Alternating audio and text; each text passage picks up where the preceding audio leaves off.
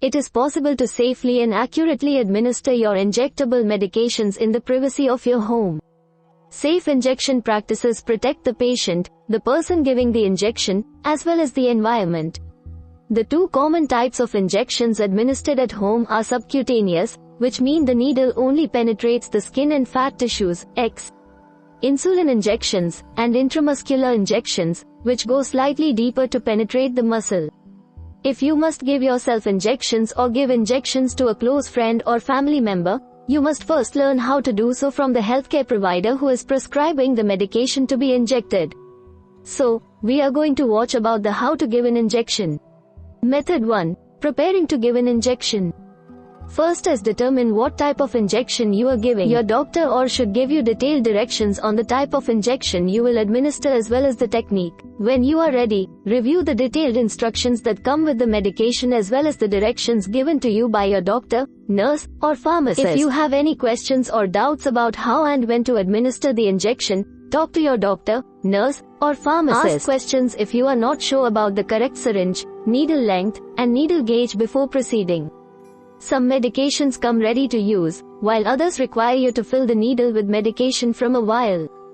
Be very clear on the supplies you need for the injection. Some people receive more than one type of injection at home.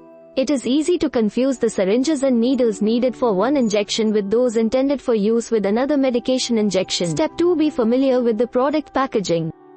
Not all injectable medication packaging is the same. Some medications may need reconstitution before administration. Many come packaged with everything you need including syringes and needles. Again, it is that your healthcare provider teaches you about your medication and any preparatory steps specific to that medication. Simply reading the instructions or a how to is not sufficient. You must have access to a direct link to ask questions and become educated on your medication and the administration.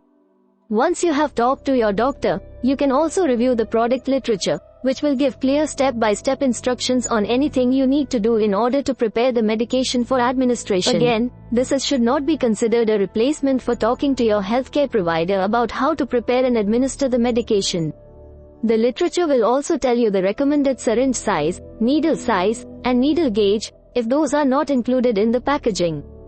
Give a medication packaged in a single-dose vial. Common manufacturer packaging for many injectable medications is done by putting the medication into a vial called a single-dose vial.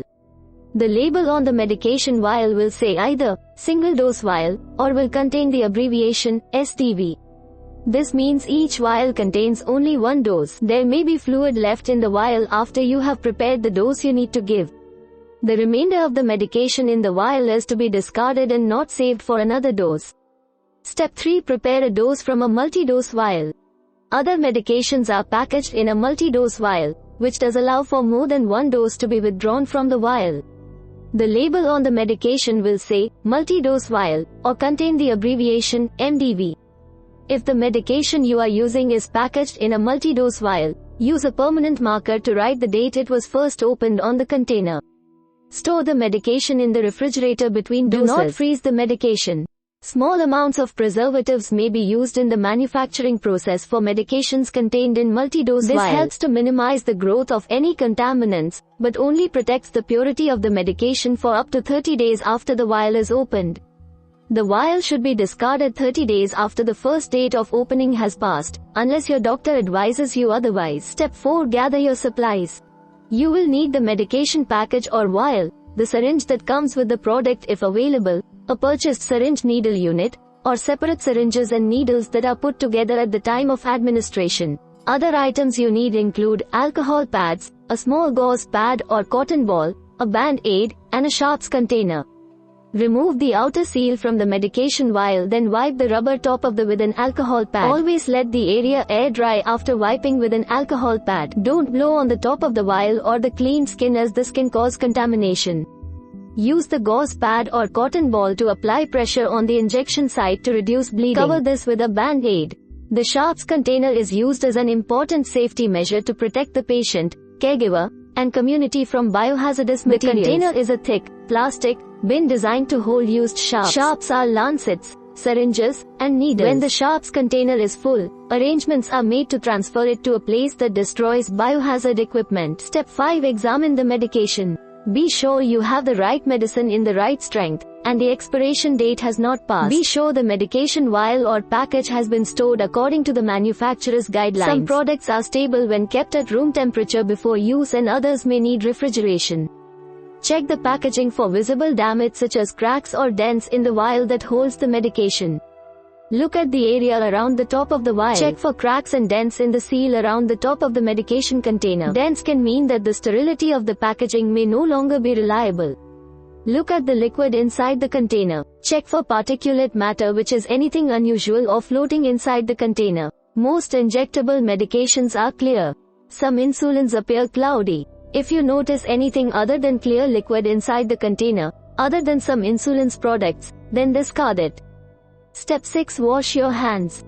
Thoroughly clean your hands using soap and water. Include washing your nail area, between your fingers, and your wrist area. This helps prevent contamination and reduce the risk of infection. It is recommended to wear FDA-approved gloves such as Medent latex examination gloves prior to an injection as an extra barrier against bacteria and infection. Step 7. Inspect the syringe and needle. Be sure the syringe and needle are in unopened, sterile packaging that shows no evidence of damage or deterioration. Upon opening, check the syringe for cracks in the barrel or discoloration of any part of the syringe. This includes the rubber top on the plunger. Any damage or deterioration indicates the syringe should not be used. Examine the needle for any evidence of damage. Be sure the needle has not been bent or broken. Do not use any product that appears damaged, including damage to the packaging that might indicate the needle is no longer considered sterile.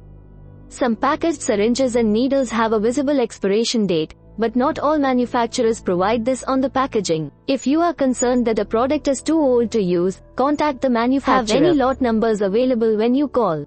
Discard damaged or deteriorated syringes, or those that have expired, by putting them in a sharps container. Step 8. Verify that you have the correct size and type of syringe. Be sure to use a syringe designed for the injection you are giving. Avoid interchanging different types of syringes, as this can result in serious errors in dosing. Use only the type of syringe recommended for the medication you are giving.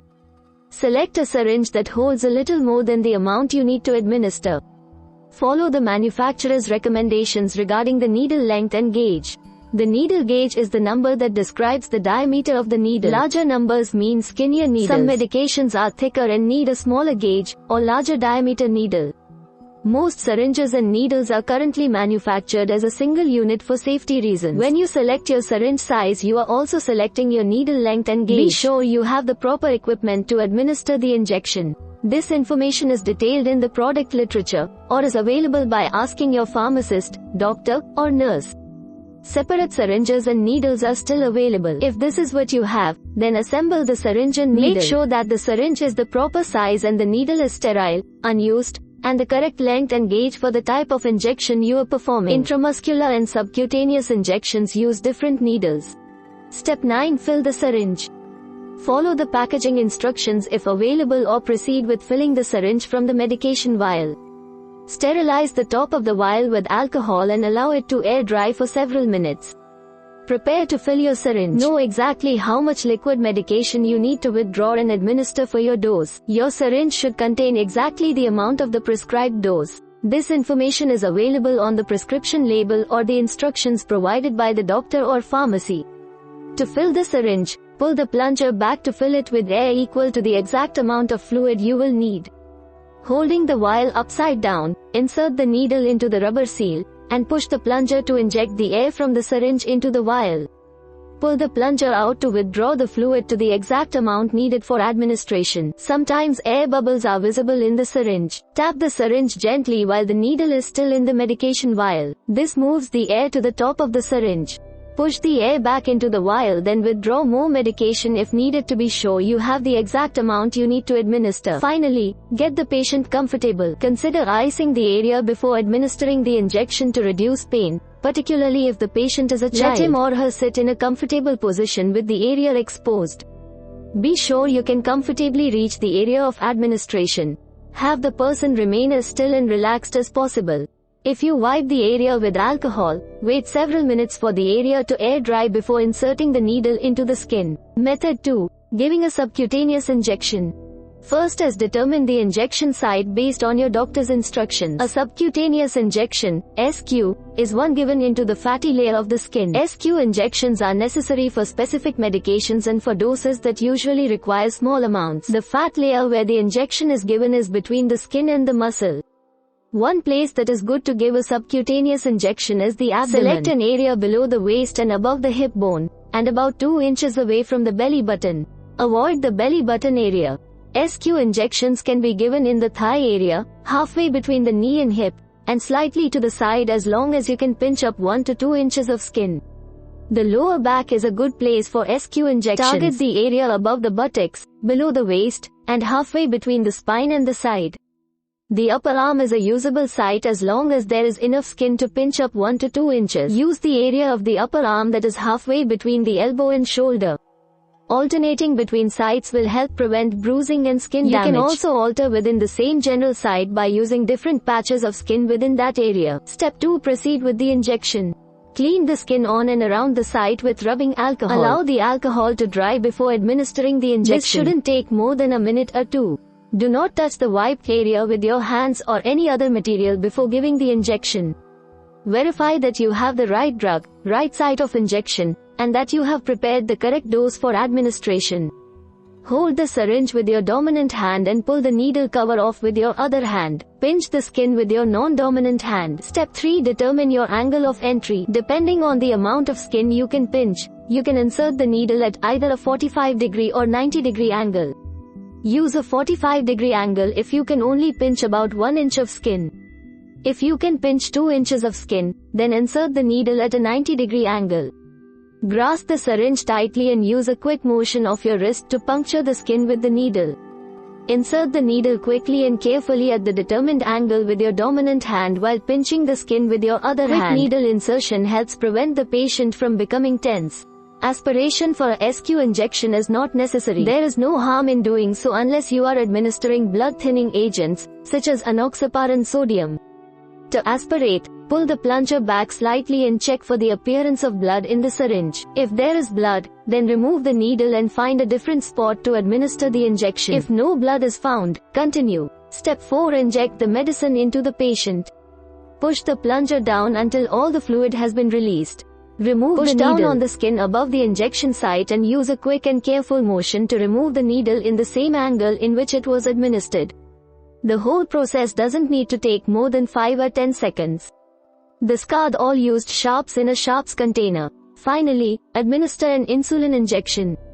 Insulin injections are given SQ but require different syringes to be sure each dose is accurate, plus, insulin administration is ongoing. Keeping a record of injection sites is an important part of insulin administration that helps you to rotate your sites. Recognize the difference in syringes. Using a regular syringe can cause serious dosing errors. Insulin syringes are graduated in units instead of siecs or mls. It is critical that you use an insulin syringe when giving insulin. Check with your doctor or pharmacist to be sure you understand which type of insulin syringe to use with your prescribed insulin type and dosage. Method 3. Giving an intramuscular injection. First is determine the injection site. An intramuscular injection, IM, delivers medication directly into a muscle. Choose an injection site that has easy access to muscle tissue. There are 4 primary sites recommended for administering IM injections. Those include the thigh, the hip, the buttocks, and the upper arm. Alternate between injection sites to prevent bruising, soreness, scarring, and skin changes. Step 2. Give the injection into the thigh. The vastus lateralis is the name of the muscle that you will be targeting for your medication delivery site. Visually divide the thigh into 3 sections. The middle section is the target for the IM injection. This is a good site if you are giving yourself an IM injection since you can easily see and reach the target area. Step 3. Use the ventrogluteal muscle. This muscle is located in the hip. Use landmarks on the body to find the location where you want to inject the medication. Find the proper location by having the person lie on his or her side. Place the heel of your hand on the upper and outer part of the thigh where it joins the buttocks. Point your fingers toward the person's head and point your thumb towards the groin. You should feel a bone along the tips of your ring finger and little finger. Form a V shape by moving your pointer finger away from the other fingers. The injection is given in the middle part of the V shape. Step 4. Give the injection into the buttocks. The dorsogluteal muscle is the area where you want to inject the medication. With practice, the target area becomes easier to locate, but begin by using physical landmarks and divide the area into quadrants to be sure you have the correct area. Draw an imaginary line, or actual line using an alcohol wipe if available, from the top of the crack to the side of the body. Locate the midpoint of that line, and move up 3 inches. Draw another line that crossed the first one, forming a cross. Locate a curved bone in the upper outer square or quadrant. The injection should be given in the upper outer square below the curved bone. Step 5. Administer the injection in the upper arm. The deltoid muscle is located in the upper arm and is a good site for IM injections if there is adequate muscle tissue. Use an alternate site if the person is thin or has little muscle in that area. Find the acromion process, or the bone that crosses the upper arm. Draw an imaginary upside-down triangle with the bone as the base and the point of the triangle is the level of the armpit. Give the injection in the middle of the triangle, 1 to 2 inches below the acromion process. Step 6. Clean the skin on and around the site with an alcohol wipe. Allow the alcohol to dry before administering the injection. Do not touch the cleaned area with your fingers or any other material before giving the injection. Hold the syringe firmly with your dominant hand and remove the needle cover with your other hand. Put pressure on the skin where you are giving the injection. Push down gently and pull the skin so it is tight. Step 7. Insert the needle. Use your wrist to inject the needle through the skin at a 90-degree angle. You will need to force the needle deep enough to be sure you deliver the medication into muscle tissue. Selecting the correct needle length helps to guide you in the injection process. Aspirate by pulling the plunger back slightly. Look for blood that is pulled back into the syringe as you pull back on the plunger. If there is blood, then carefully remove the needle and find a different spot to administer the injection. If no blood is seen, then continue with giving the injection. Finally, carefully inject the medicine into the patient. Push the plunger down until all of the fluid has been released. Do not push too hard on the plunger as this forces the medication into the site too fast. Push the plunger in a steady but slow manner to reduce pain. Remove the needle in the same angle in which it was injected. Cover the injection site with a small gauze pad or a cotton ball and a band-aid, and check on it regularly. Make sure it looks clean and the injection site is not continuing to bleed. Method 4. Paying attention to post-injection safety. First is watch for an allergic reaction. Any new medication should be first administered in a physician's office so the patient can be monitored for allergy signs and symptoms. However, if signs or symptoms of an allergic reaction develop during subsequent treatments, seek medical attention immediately. Signs of an allergic reaction include hives, a rash or itching, shortness of breath, difficulty swallowing, feeling like your throat or airway is closing, and swelling of the mouth, lips, or face. Call 911 if symptoms of an allergic reaction develop. You have just injected a medication into the body which speeds up the reaction time if an allergy is present. Step 2. Seek medical attention if you develop an infection. Even the best injection technique can sometimes allow entry of contaminants. Contact your doctor as soon as possible if you develop a fever, flu-like symptoms, headache, sore throat, joint and muscle aches, and gastrointestinal problems. Other symptoms that warrant prompt medical attention include chest tightness, nasal congestion or stuffiness, a widespread rash, and mental changes like confusion or disorientation.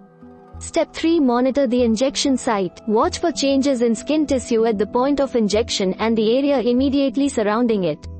Injection site reactions are more common with some drugs than others. Read the product literature before drug administration to know what to look for. Common reactions that occur at the site of an injection include redness in the area, swelling, itching, bruising, and sometimes a raised lump or hardened area. Alternating injection sites can help to minimize damage to the skin and surrounding tissue when frequent injections are needed. Persistent problems with injection site reactions warrant medical evaluation. Finally, dispose of used items safely.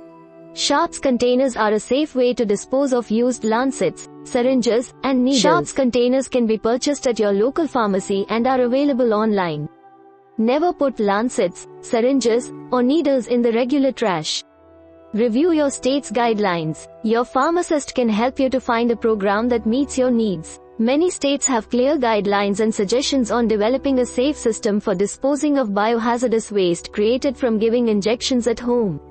Sharps, including used needles, lancets, and syringes, are biohazardous waste since they are contaminated with skin and blood from direct contact with you or the person receiving the injections. Consider an arrangement with a company that provides mail-back kits. Some companies provide a service that supplies you with sharps containers you need and make arrangements that allow you to safely mail the containers to them when they are full. The company takes responsibility for proper destruction of biohazardous waste. Ask your pharmacy about safe ways to discard any vials that contain unused medications. Often, any opened vials of medication can be placed into the sharps container. We hope it is useful to you. Please subscribe to our channel to upskill yourself.